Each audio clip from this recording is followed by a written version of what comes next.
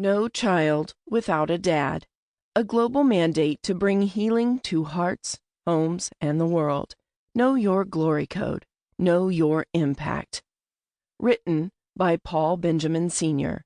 Narrated by Jessica Mathison. Chapter 1. The State of Our Nation. After returning home at 10:31 p.m. from a Father of the Year awards banquet, John, chief editor of Global Impact magazine, was troubled and concerned.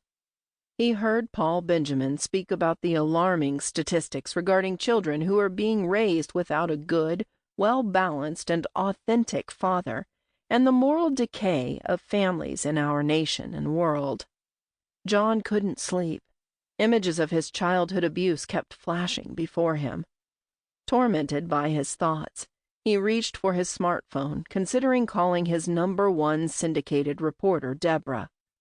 As he reflected on Deborah and her family, he couldn't help but note the differences between her family and his own family of origin.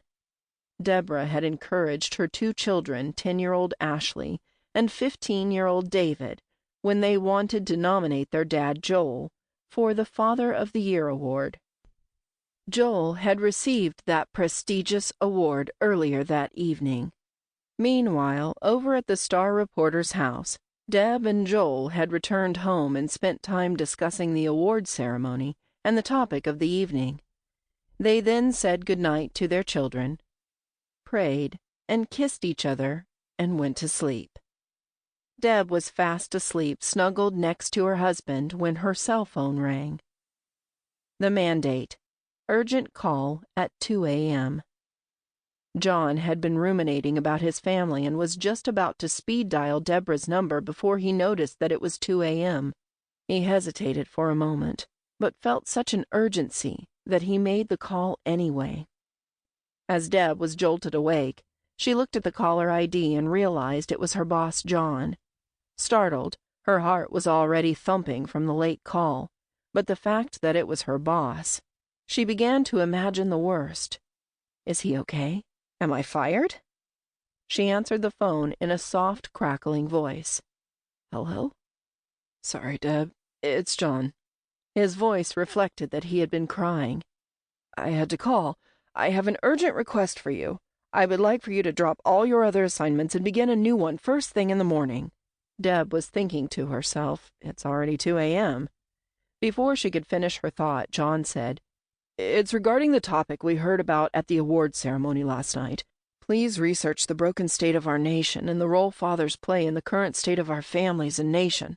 I am looking for answers. Why are so many children growing up without fathers in the home? Why are some fathers in the home so abusive to their wives and children? Please, set up an interview with Mr. Benjamin regarding this topic. I want some answers. I couldn't rest after hearing the unsettling statistics. What he spoke about are the same signs I felt growing up, in my own home. Pain, anger, and rejection. Even today, in my current position, I struggle with feelings of inadequacy. Subliminally, I am still waiting for my dad to come and pat me on the shoulder and say, Son, I am proud of you. Even with all my money and success, I question why I am still yearning for more. Nothing seems to quench that for me. What I experienced as a boy in my own home, I want to help correct for others. If I can help just one boy or girl not to experience what I did, it would be worth it. I want to invest my life to making a difference. John emphasized this point. Deb, I don't want fluff. I want you to get to the source of where we as a society went wrong. We need to make changes, no longer masking the problem, but fixing it. Cancel all the other assignments I have given you. This is now going to be your #1 priority. I would like for you to work on this assignment for the next 30 days or for whatever amount of time you need to get to the bottom of this universal problem. You have all my resources and finances available to you to accomplish this assignment. I have a vested interest, and my hope is that this information will help me once and for all resolve the issues in my soul. I need to understand why I feel and function the way I do. Thanks, Deb. I'm sorry for the late call. Please, apologize to your husband also. Joel was able to roll over and go back to sleep, but Deb couldn't sleep. She rolled out of bed and went Sample complete. Ready to continue?